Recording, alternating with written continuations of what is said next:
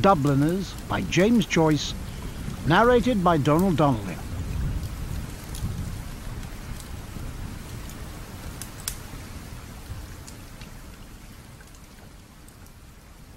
The duties of the priest towards the Eucharist and towards the secrecy of the confessional seemed so grave to me that I wondered how anybody had ever found in himself the courage to undertake them.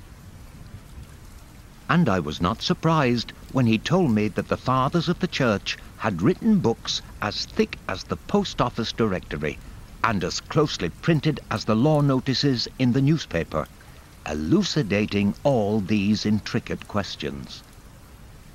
Often, when I thought of this, I could make no answer, or only a very foolish and halting one, upon which he used to smile and nod his head twice or thrice. Sometimes he used to put me through the responses of the Mass, which he had made me learn by heart, and, as I pattered, he used to smile pensively and nod his head, now and then pushing huge pinches of snuff up each nostril alternately. When he smiled, he used to uncover his big discoloured teeth and let his tongue lie upon his lower lip, a habit which had made me feel uneasy in the beginning of our acquaintance, before I knew him well. As I walked along in the sun, I remembered old Cotter's words, and tried to remember what had happened afterwards in the dream. I remembered that I had noticed long velvet curtains and a swinging lamp of antique fashion. I felt that I had been very far away, in some land where the customs were strange. In Persia, I thought, but I could not remember the end of the dream. In the evening, my aunt took me with her to visit the house of mourning. It was after sunset, but the window panes of the houses that looked to the west reflected the tawny gold of a great bank of clouds. Nanny received us in the hall, and, as it would have been unseemly to have shouted at her, my aunt shook hands with her for all. The old woman pointed upwards interrogatively, and, on my aunt's nodding, proceeded to toil up the narrow staircase before us, her bowed head being scarcely above the level of the banister rail.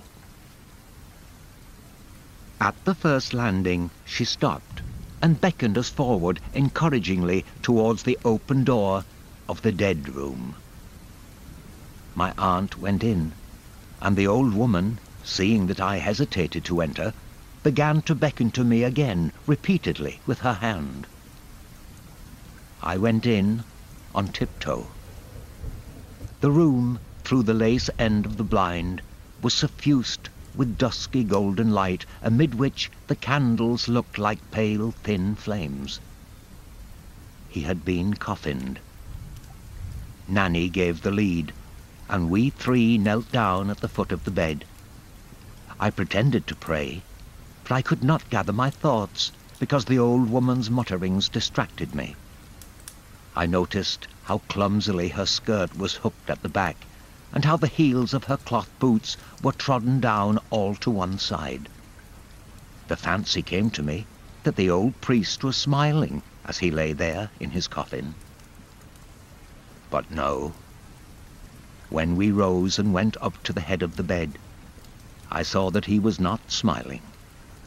There he lay, solemn and copious, vested as for the altar, his large hands loosely retaining a chalice. His face was very truculent, grey and massive, with black cavernous nostrils and circled by a scanty white fur. There was a heavy odour in the room. The flowers. We crossed ourselves and came away. In the little room downstairs, we found Eliza seated in his armchair, in state.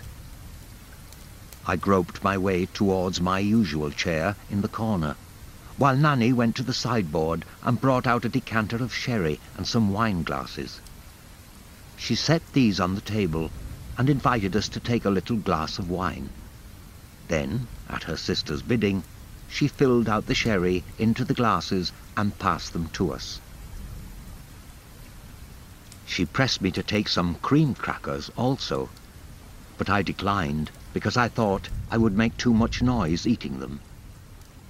She seemed to be somewhat disappointed at my refusal, and went over quietly to the sofa, where she sat down behind her sister. No one spoke.